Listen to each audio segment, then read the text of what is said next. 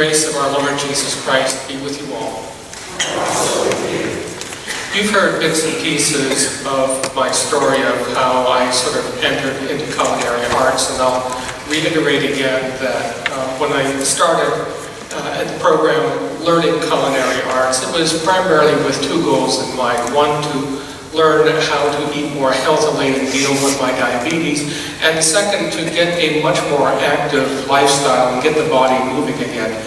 I have to confess that my work as a graduate student and as a doctoral candidate did not afford much exercise, sitting in a library 12 to 15 hours a day, tickling a keyboard, and occasionally using an arm as a device to reach for a book. So it was indeed a prospect for a much more active life. But there's one thing about that whole transition that was very, very difficult. Our culture teaches us that we graduate through life, that we are promoted through life, that as we get older, we gain more skills and knowledge. And as we exercise those things with responsibility, more responsibility is given to us, more status is given to us. We rise in the sight of our fellow human beings. We don't teach people how to step down very well. And in fact, a lot of times in ministry, especially dealing with older folks getting into retirement, that's an issue we sometimes have to work through with folks. How do you step down? So here I was, someone who was thriving in the high society of Geneva as a doctoral candidate, and now going into a culinary arts program where the goal is an associate's degree. How do I deal with who I am and the skills that I have and the perspectives of the world that I have gained, dealing with maybe a 20-year-old telling me what to do in a mock professional kitchen? So I had to make a decision in stepping down about myself. I had to let go of some things in order to open myself up to the experience. Now, it turned out that there were a couple of things from my former life that were of great advantage as I began to learn to cook professionally. Classical cuisine in the West, in fact, the word cuisine itself is French. It's all French. And as you learn how to cook and you learn the methodology, they all have French terms. And I was learning from instructors who could not speak French, and so all they could do was just sort of give their students a basic approximation of what a particular term meant. I'll give you an example. You've all heard the term sauté. You probably sort of associate it with a pan that is round and shallow and has a long handle on it that you may call a frying pan. Well, a sauté pan is not a frying pan. The word sauté in French means to jump. It doesn't mean to put the pan on the burner, put the food on the pan, and then walk away. You keep that pan in constant motion. The French tells you that. And so because I was fluent in French, I was able to see through the nuance of a lot of the language and understand intuitively what a lot of these cooking processes were about, where other students and even the instructors themselves were largely ignorant. The other thing that I brought to the culinary arts program was my childhood. Growing up in Britain in the 60s and 70s, I would not say that the cuisine of Britain in that time was exactly the high point of the country. Everything was put in water, boiled to death, and all the good water that was boiled was thrown out, and you were left with the slop. I remember being in an English public school, it's a boarding school, and sort of an Anglican configuration. And the Anglicans have a wonderful short grace that they say before meals. It goes, "For what we are about to receive, may the Lord make us truly thankful." Well, we interpolated it. We said, "For what we are about to receive, the pigs have just refused." It was awful.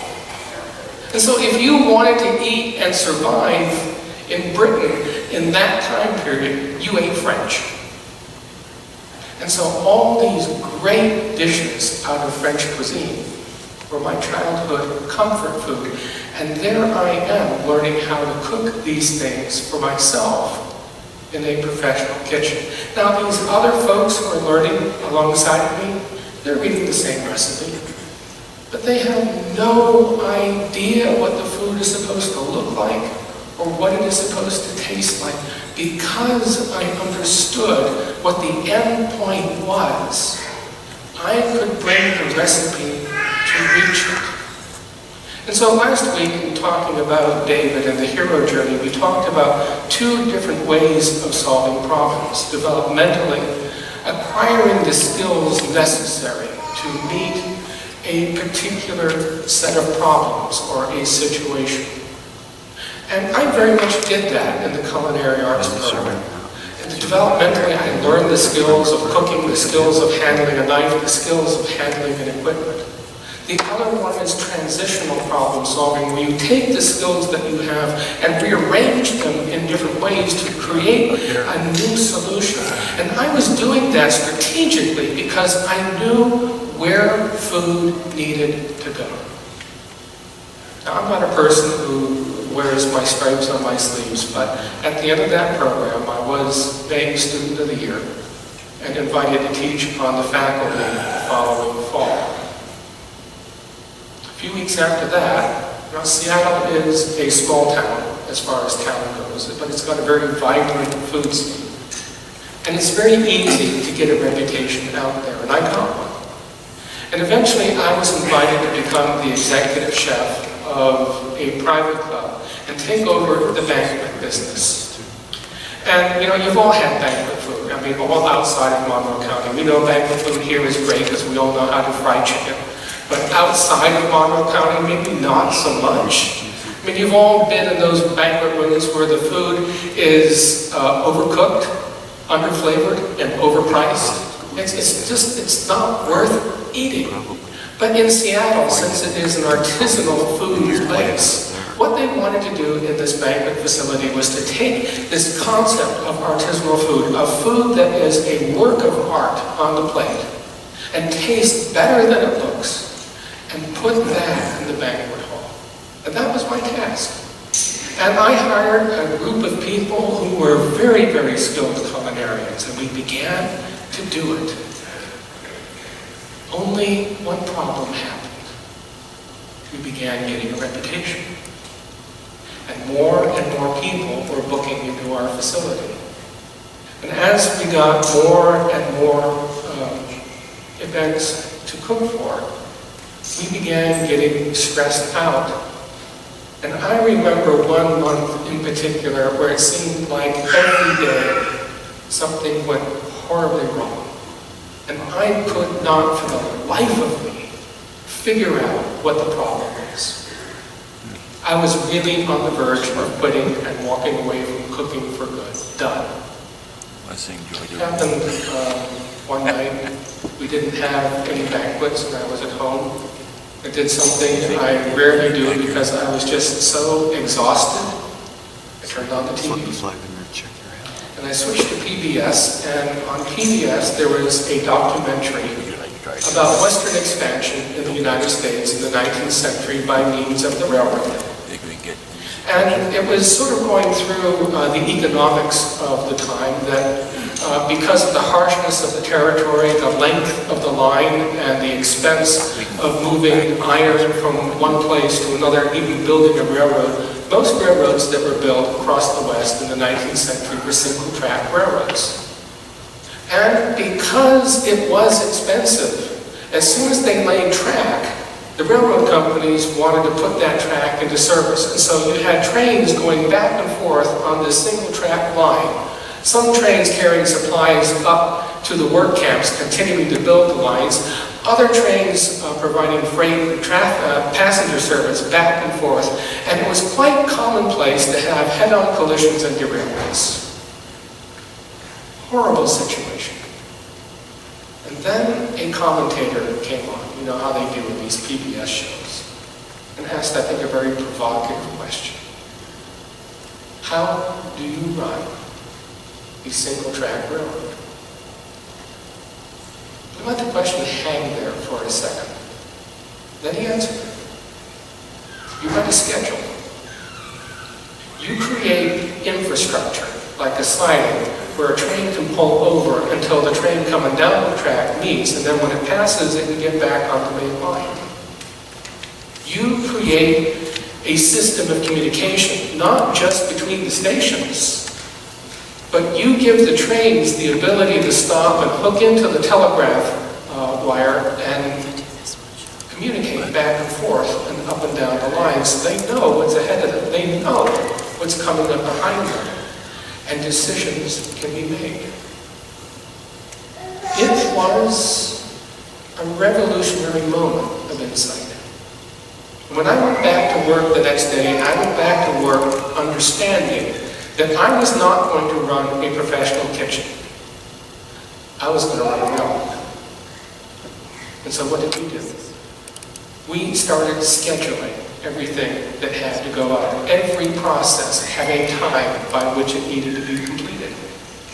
We were all very gifted culinarians. We had menus and recipes in our heads that were unique to us. We started writing them down. We started holding regular meetings with sous chefs and line leads, talking about where process and progress was, and we reallocated human resources cooks to bring processes that were slowing down back up to speed. And it worked. It worked phenomenally. But that kind of thinking is not the developmental sort of solution to problems that we talked about last week. It's not the transitional sort of understanding of solving problems that we talked about last week. This is called transformational thinking, where you have to change your entire understanding of yourself and how you perceive the world, pull it apart, and put it back together in an entirely different way. And only then can you move forward. And really, it is an extremely painful and painstaking process. We've been talking about the cycle of the hero journey and how David and his story sort of figures into that. And David's story illustrates this very point really well. I read it this morning. We talked about last week how David crossed the threshold of adventure and stepping up to the challenge of Goliath. He did developmental problem solving by taking his slingshot that he had learned to use as a shepherd boy, to use as a weapon against Goliath, and he engaged in transitional problem solving, strategic thinking for how he was going to encounter Goliath. And he won. But there were consequences to that victory. At the end of that, he was no longer a shepherd boy running errands for his parents or his brothers. At the end of that, he was made the head of a division of the army with no experience. And even so, he was able to continue being victorious again and again and again, becoming public enemy number one against the Philistines. And fast becoming public enemy number one for Saul, whose jealous rages grew and grew to the point where Saul openly sought to kill him in front of all the other Israelites. And so when we pick up David in our reading this morning, he is a person without a country. He is a person with enemies before him and enemies behind him. He has no support, no chance to live at life, and he finds himself at the very gates of Gath, a Philistine city, one of the chief cities of his enemies, and he is recognized. What do you do? I think the text is very kind to David throughout this entire period. Throughout the conflict with Saul, the text bends over backwards to say, and David never reciprocated. And in our text this morning, it says, David pretended to be mad. I don't think so. I think he reached that point of being at utter wit's end, where all of his solutions and all of his abilities came to a dead end, and there was no way forward but to begin ripping himself apart and trying to figure out a new way to look at the world and a new way to live in the world. as the story goes on, it unfolds how David does that. He becomes a vassal of the Philistines. He becomes their champion by day against Saul and Israel, but by night he runs guerrilla warfare against the Philistines. They don't know who's doing it, who's attacking them at night. He finally figures out that if he is going to prevail against the Philistines, it cannot be done in open battle. It has to be done from within, and he worms his way inside. And as he becomes more successful, he begins to collect soldiers from Israel who are abandoning Saul because Saul isn't going anywhere, and begins to build a different kind of an army, trains them differently, and begins to build a different kind of a government, so that when Saul finally fails, there is David and his company to be able to stand up and stand into the breach.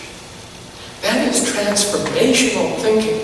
That is the kind of thinking where you rip everything apart that you've known, even yourself, and put the pieces back together with a different perspective and come at things from a very, very different angle. So what's the point? I think this church has been on a heroic journey for quite some time. And we occasionally, maybe more than occasionally, talk about that period of time which some of us call wilderness. And it's a time that was very painful. It's a time we are so glad it's over. We don't want to revisit it. We don't want to go back. We say there was nothing good that really came out of that time. If we are on a heroic journey, and that time may have been the time when we began to engage in transformational thinking. And if it is true that we are on that kind of a journey, then the question that must be asked at that time isn't, oh no, we don't want to bring that back, we don't want to relive it, but what was good?